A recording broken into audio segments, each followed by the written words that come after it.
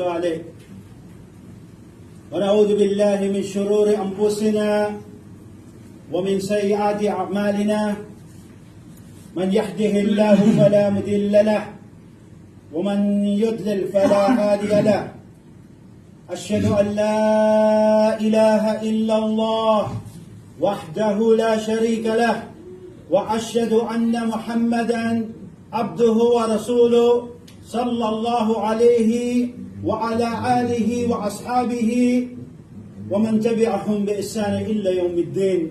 أما بعد، أوصيكم بنفسي بتقوى الله عز وجل كما قال تعالى في تنزيل: يا أيها الذين آمنوا اتقوا الله حق تقاته ولا تموتن إلا وأنتم مسلمون.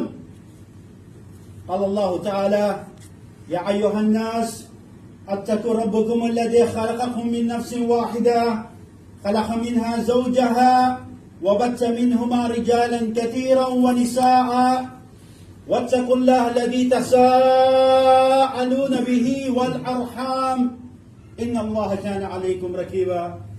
قال الله تعالى: يا أيها الذين آمنوا اتقوا الله وقولوا قولا سديدا يصلح لكم أعمالكم ويغفر لكم ذنوبكم ومن يطع الله ورسوله فقد فاز فوزا عظيما. أما بعد، قال رسول الله صلى الله عليه وسلم: وأصدق الحديث كتاب الله وخير الهدي هدي محمد صلى الله عليه وسلم وشر الأمور محدثاتها وكل محدثة بدعة وكل بدعة دلالة وكل دلالة في النار. أما بعد, bagang lahat, tayo ay pumuri, dumakila, magluwalhati sa ngalan ni Allah subhanahu wa ta'ala. At tayo nagbibigay pugay sa kanyang huling sugo na si Muhammad sallallahu alaihi wasallam, sa kanyang kapamilya at kanyang kapanalig at sino man nagsunod sa kanya at magsunod pa hanggang sa huling araw.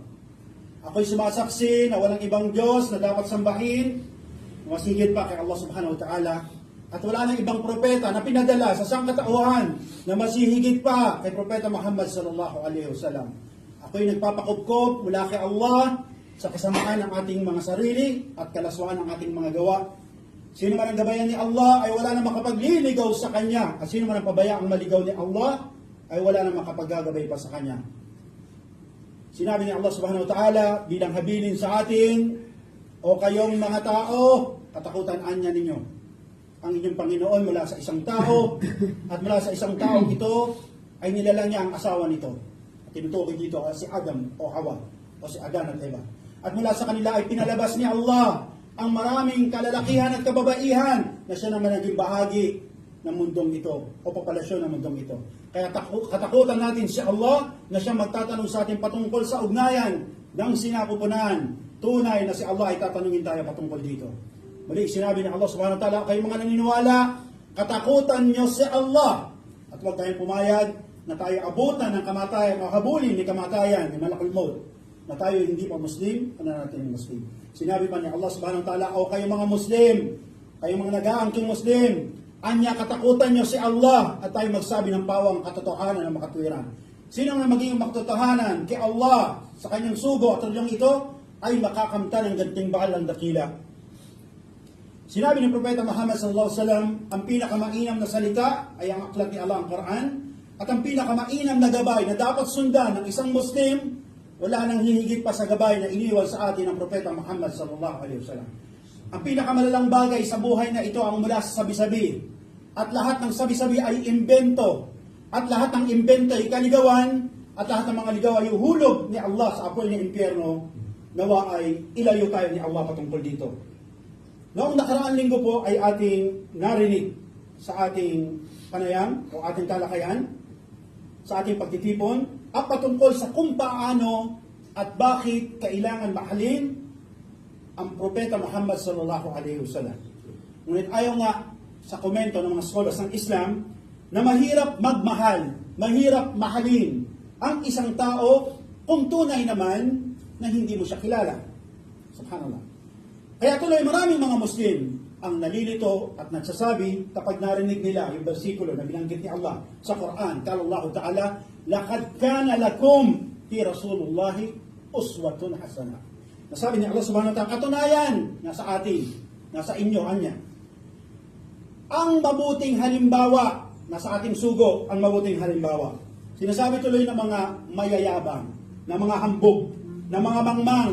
Sinasabi nila, aanhin ko naman ang sira o talambuhay ng Propeta Muhammad SAW. Ano naman ang koneksyon nito sa aking buhay? Samantalang ako ay isang politiko, maaaring senador o congressman. Sinabi natin na maaaring siya ay alagad ng batas, isang military, no, isang marino, isang PNP. At yung iba naman nagsasabi na ako ay nagmula sa malaking pamilya at maimpluwensya. Ano naman ang koneksyon ko kay Propeta Muhammad? At maaaring ang iba sa atin, ang karaniwan, ay magsasabi na isa lamang akong mahirap na Muslim, isa akong mangingisda, isa akong magsasaka. Anong kinalaman ng buhay ko sa buhay ng Propeta Muhammad sallallahu alaihi wasallam? Kaya insyaAllah, sa tanghaling ito, ay ating pakinggan ang patungkol sa paksaing sino nga ba si Propeta Muhammad sallallahu alaihi wasallam. Sabi natin, mahirap mahalin, mahirap irespeto, mahirap igalang ang sugo ni Allah sallallahu alaihi wasallam kung hindi naman natin talaga siya kilala. Ayon nga sa datos ng pag-aaral sa statistics, no, na ginawa mula noon hanggang 2023, sabihin fresh from the oven, na ang pangalang Muhammad ang pinakasikat o tanyag na ginagamit sa buong mundo. Higit kumulang anya, ayon sa statistic, na 133,349,300 na mga tao ang nakatala sa kanilang birth certificate na ang pangalan nila ay Muhammad. Subhanallah. Pangalawa lamang ang pangalang Maryam o Maria na nakatala na 61 million. At pangatlo lamang dito si Nushi na isa sa mga Budismo. Subhanallah. Malayo. At ayon sa mga scholars ng Islam na ang pangalang Muhammad, alam niyo ba? Ang pangalang Muhammad ang patuloy na binibigkas, sinasabi, sinasambit ng mga tao sa buong mundo, bawat minuto, binabanggit yung pangalang Muhammad. Na ayon sa kanila, walang minutong lumilipas sa pagtik ng oras. No? Walang minutong lumilipas, maliban na bigkasin at isigaw ang pangalang Muhammad. Dahil sa pag-ikot ng mundo, kasabay nito ang pagpalit ng oras at sa bawat minuto ay lilipas na merong moske o grupo ng mga Muslim ang magtitipon, magtataguyod ng pagdarasal at magsasagawa ng bang, yung ginawa ni brother. At isisigaw nila ang pangalang wa asyhadu anna Muhammadar Rasulullah bawat minuto. No? Dahil nagtapalit ang oras, hindi para pero ang oras. Ang Australia down under, araw ngayon, gabi ngayon sa kanila. So bawat tick ng oras, isinisigaw ang pangalang Muhammad. Sino yon? Ang propeta niyo. Sallallahu alaihi wasallam. At ayon pa sa pagsasaliksik na naitala sa aklat ni Michael Hart, hindi siya Muslim. Michael Hart, na ang pinaka-ma-influensyang tao mula noon hanggang ngayon, the most influensive person in the face of the earth na nabuhay mula noon hanggang ngayon, is Prophet Muhammad sallallahu alaihi wasallam. Sa kanyang aklat na kanyang isinulat na 100 the most influential na tao, ang number 1, ang propeta nyo, si Propeta Muhammad sallallahu alaihi wasallam. Pangalawa lamang si Isaac Newton, na isang scientifico, no, na malaki ang kanyang kontribusyon sa pag-create ng mga gamot, ng chemical, Isaac Newton. Pangatlo pa lamang si Jesus na anak ni Maria, na umano nagtaguyod daw ng Kristyanismo. At alam natin na mayroong pagkakaiba sa mga pananaw na ito. Pang-apat, si Gautama Buddha ang nagtaguyod ng Budismo. Subhanallah. Nakagugulat, maging ang hindi mga Muslim, ang mga Kristiyano, ang mga walang relihiyon, ay tinuturing na ang propeta nyo, ang propeta natin, si Propeta Muhammad sallallahu alaihi wasallam, ang the most influential person na nabuhay, umapak dito sa mundong ibabaw. Muhammad sallallahu alaihi wasallam. Alam ba natin to? Kaya sabi natin, bilang Muslim sa Islam, sino nga ba si Propeta Muhammad sallallahu alaihi wasallam? Sabi ng mga scholars sa Islam, Al-Rasul Muhammad bin Abdullah bin Abdul Muttalib Al-Hashimi Al-Qurashi yaudu nisbahu illa Nabiyu Ismail wa ibnu Nabiyu Ibrahim alayhi salam. At sabi ng mga scholars ng Islam, ang sugo ni Allah na si Muhammad sallallahu alaihi wasallam ay anak ni Abdullah, siya naman ay anak ni Abdul Muttalib, na mula sa angkan ng Al-Hashimi, na mula sa angkan ng Al-Qurashi, na babalik ang kanyang angkan kay Propeta Ismail, na anak naman ni Propeta Abraham alayhi salam. At ayon nga sa mga mu'arrikin, sa mga maalam, sa history, no? Na ang ibang naskola ay nagsabi niya na si Propeta Abraham ay mayroong dalawang asawa, si Sarah at si Hagar. Si Sarah, yung kanyang unang may bahay, ay dito nanggaling si Ishak o si Isaac. No? Lumitaw si Jacob, na dito nanggaling ang tribo ng Banu Israel, ang matitigas sa ulo ng mga Israel. No? At dito nanggaling si David, si Solomon, at dito nanggaling si Jesus na anak ni Maria.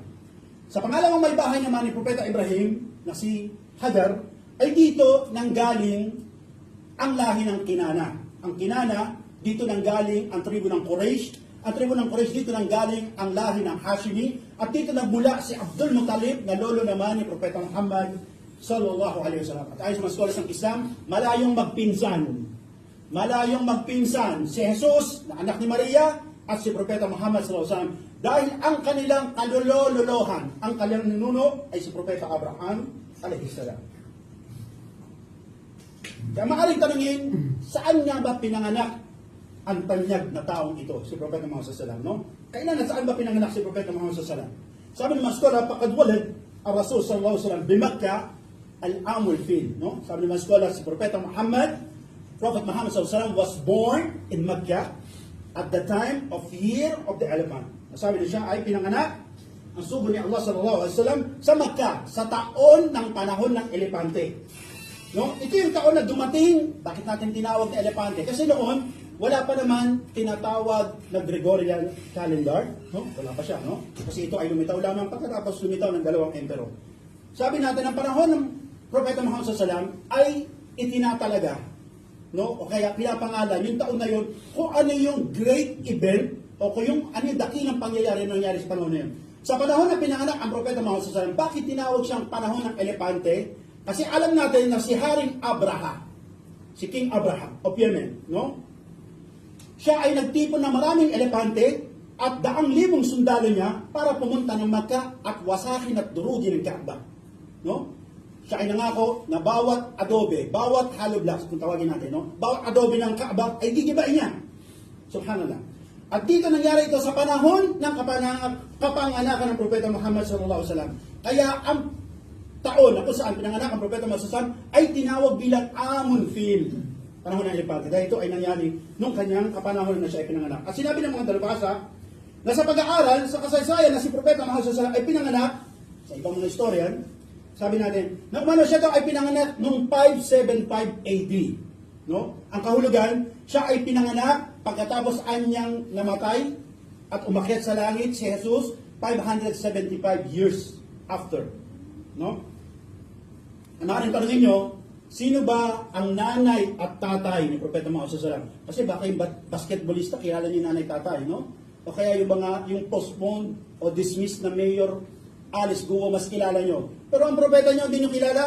So tingnan natin, sino ba ang nanay at tatay ni Propeta Muhammad sallallahu alaihi wasallam? Ang tatay ni Propeta Muhammad sallallahu alaihi wasallam ay nagngangalang Abdullah. At ang kanyang ama ay si Abdul Muttalib. Isa ba yung lolo ni Propeta Muhammad sallallahu alaihi wasallam? Si Abdul Muttalib. At ang kanyang ina naman ay si Amina bintu Wahab. So ang tatay niya si Abdullah at ang nanay niya ay si Amina. At tunay na naiulat sa sira na ang Propeta Muhammad SAW ay lumaki na ulilang lubos. No? Ibig sabihin, walang nanay, walang tatay. Walang tatay, walang nanay. No? Prophet Muhammad SAW was an orphan. Sabi natin, at namatay yung kanyang ama habang si Propeta Muhammad SAW ay pinagbubuntis pa lang ng kanyang ina sa kanyang tiyan. At sabi doon na nang ipinanganak si Propeta Muhammad SAW ay ibang tao ang nagpasuso sa kanya na pinangalanan bilang si Halima at Saadiyah. No? Siya ay nag-nurse sa kanyang pasuso. Pagkatapos nang siya ay umidad ng 6 na taon, ay nagdesisyon si Amina, ang kanyang ina, na dalawin ang puntod, pinagbaunan, pinaglibingan sa kanyang ama, na si Abdullah.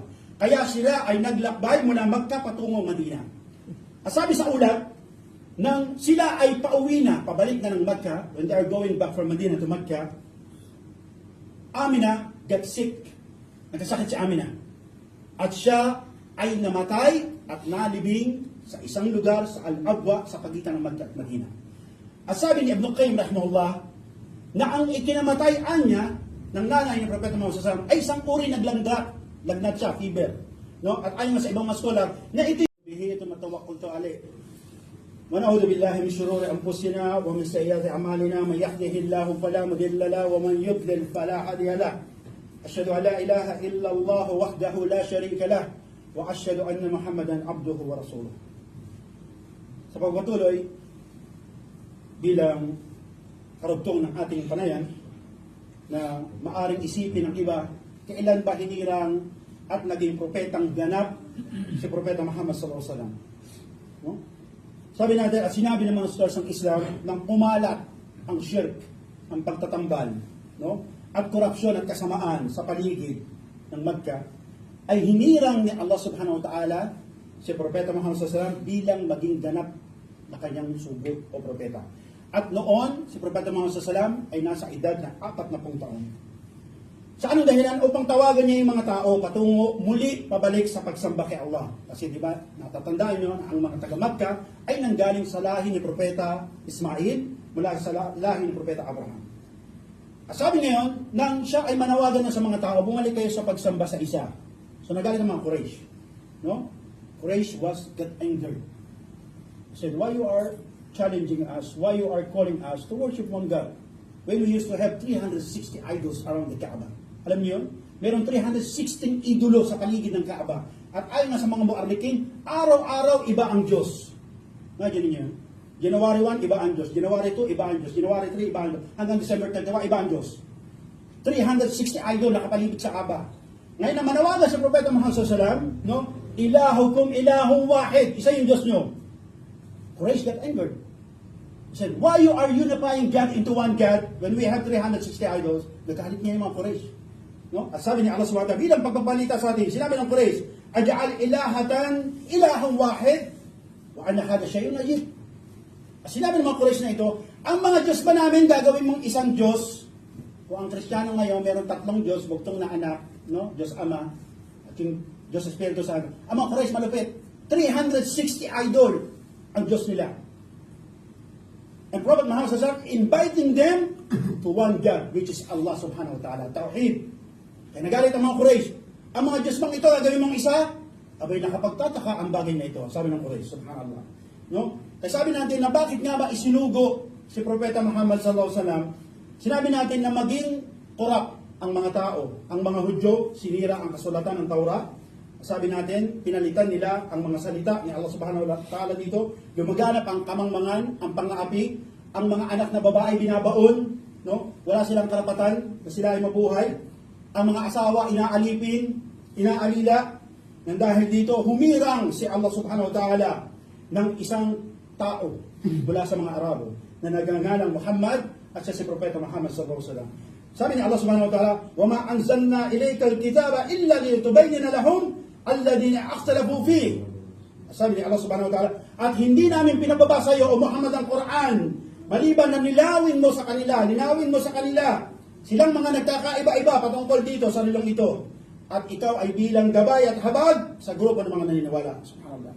Subhanallah. Arsalallahu Nabi Muhammad sallallahu alaihi wasallam fi jami'in nas, no? Sabi natin na si Prophet Muhammad sallallahu alaihi wasallam pinadala po sa lahat ng tao, hindi lang para sa mga Arabo. Sinugo ni Allah subhanahu wa ta'ala si Prophet Muhammad sallallahu alaihi wasallam upang mag-imbita patungo sa pagsamba kay Allah lamang. At upang ilabas ang mga tao mula sa kadiliman ng gawain ni shirk patungo sa gawain liwanag sa tauhid. Prophet Muhammad sallallahu alaihi wasallam was sent by Allah, no, to forbid people from worshiping idols and stones, and to invite them to worship Allah alone. Al-Ghaib was unseen, who is above the heaven. Sabi pa ni Allah subhanahu wa ta'ala, وَلَقَدْ بَعْثْنَا فِي كُلِّ أُمَّةٍ رَسُولًا أَنِ اعْبُدُوا اللَّهَ وَاجْتَنِبُوا الطَّاغُوتَ. Sabi ni Allah subhanahu wa ta'ala, at ito naman anya talaga ang dahilan bakit pinadala ang mga propeta mula kay Propeta Nuh hanggang kay Propeta Muhammad sallallahu alaihi wasallam para tawagan sila sa pagsamba kay Allah at iwasan ang huwad na pagsamba. Subhanallah.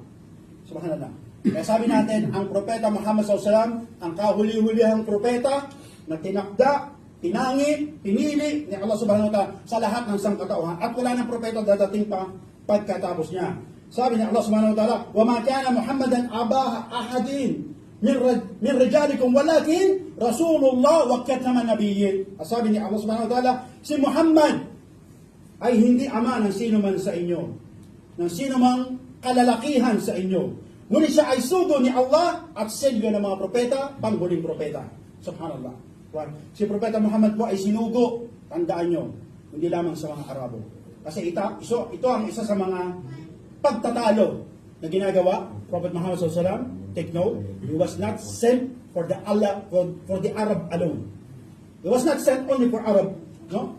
He was sent to the all nation, Rabbil Alamin. No? He was sent to all the people in the nation. No? Sabi ni Allah subhanahu wa ta'ala, وَمَا أَرْسَلْنَاكَ إِلَّا كَفَّةً لِلنَّاسِ. Allah subhanahu wa ta'ala was mentioned in the Quran. Prophet Muhammad SAW was sent to be sufficient to all people. No? Kaya siya ay pinadala, hindi lang sa mga Arabo, sa ating mga Pilipino, sa Hapon, Chinese, Korean, American, Nigerian, African, Russian, at iba pa. Siya ay pinadala sa lahat ng tao. Tunay po na napakadaming pag-atake, paninira, pambabastos sa katauhan ni Propeta Muhammad SAW. Mula nung unang panahon na simulan to ng Quraysh hanggang sa ating kapanahunan na nasa likod dito ang mga Hudyo. No? Ngunit iilan sa ating mga Muslim, iilan sa atin, baka mabilang pa sa kamay, ang merong tapang, merong talino, may kusog, no? Ng dibdib na ipagtanggol ng Propeta Muhammad. Only few among us has the guts and the knowledge, no? To prove to people the prophethood of Prophet Muhammad SAW. A lot of things, a lot of people are bashing Islam and bashing Prophet Muhammad SAW. But who are among the Muslims, for example on us, has the guts to stand for Islam, to stand for Prophet Muhammad SAW, to prove to them that he was really indeed the Prophet of Allah? Maybe ilan lang, no? Subhanallah. Ilan sa atin ang maaaring kaya ipagtanggol ng Propeta Muhammad SAW. Bakit? Kakulangan sa kaalaman patungkol sa kanyang propeta. No? Mas meron tayong panahon na alamin ang buhay ng artista. Subhanallah. May mga Muslim pang makaharap tayo. Kapag nakarinig tayo ng pambabas sa Islam, pambabastos sa mga Muslim, pambabastos sa Propeta Muhammad SAW, sasabihin natin, Brad, bakit hindi natin i-rebut to? No? Kuha tayo ng artikulo. No? Why we don't rebut these things? No? Write an article. Oh, we post in Facebook that this is wrong, this is not the teaching of Islam. Subhanallah, makakaharap kayo mga Muslim, tatanungin mo, yuyuko pa yung ulo, kakamot. Hindi ko alam, brother eh. Dapat ba natin gawin yun? Subhanallah. No? Pero yung paglalay, na, yung pagsasent ng heart, para dun sa paborito nilang artista, astaghfirullah. No? Ang bilis-bilis ng kamot niya ng kamay. Pero pagtatanggol sa Rasulullah, astaghfirullahilazim. Subhanallah. Subhanallah. Kapag tinanong mo, ikaw Muslim, mahal mo ba ang propeta? Ay, oo. I really love Rasulullah SAW. Love ko kaya ang Rasulullah. Pero subhanallah, hinahayaang yurakan, alipustain ang mga Muslim, yurakan ng Islam, sirain ang propeta Muhammad SAW. Kaya sa anong dahilan at anong paraan nyo minahal ang propeta Muhammad SAW? Sabi niya Allah subhanahu wa ta'ala, Paqul, in kuntum tuhibbuna Allah, fattabi'uni. Kung tunay nyo nga mahal si Allah, sundin niyo sa propeta Muhammad SAW. At ito ang paraan para mahalin tayo ni Allah subhanahu wa ta'ala. At kung paintulutan ni Allah, ay ating dudugtungan, insyaAllah, ang ating panayan dahil masyado na mahaba at hindi kakayanin ng sobrang haba ang tenga, makikinig at mata ng papanood sa khutbah na ito. At pagkatapos tayo inutusan ni Allah subhanahu wa ta'ala na tayo magpadala ng salawat sa kanyang sugo, pagkatapos niya pag-utusan ng anghel sa kalangitan sa pagsasabi, Inna Allah wa malaika yusalluna ala nabiyya ayyuhalladhina amanu sallu alayhi wa taslima. Allahumma ighfir lil muslimina wal muslimat wal mu'minina wal mu'minat wal ahya badhul amwat innaka qaribun mujibud da'wa ya rabbil alamin. اللهم ظلمنا انفسنا لم تغفر لنا فتكون من الخاسرين يا رب العالمين. ربنا آتنا في الدنيا حسنه وفي الاخره حسنه وقنا عذاب النار. أقيموا الصلاة إن الصلاة تنهى عن الفحشاء والمنكر والبغي يعظكم تذكرون فاذكروا الله يذكركم واشكروا ونعمته وزدكم فاذكروا الله أكبر والله يعلم ما تسمعون وأقيموا الصلاة.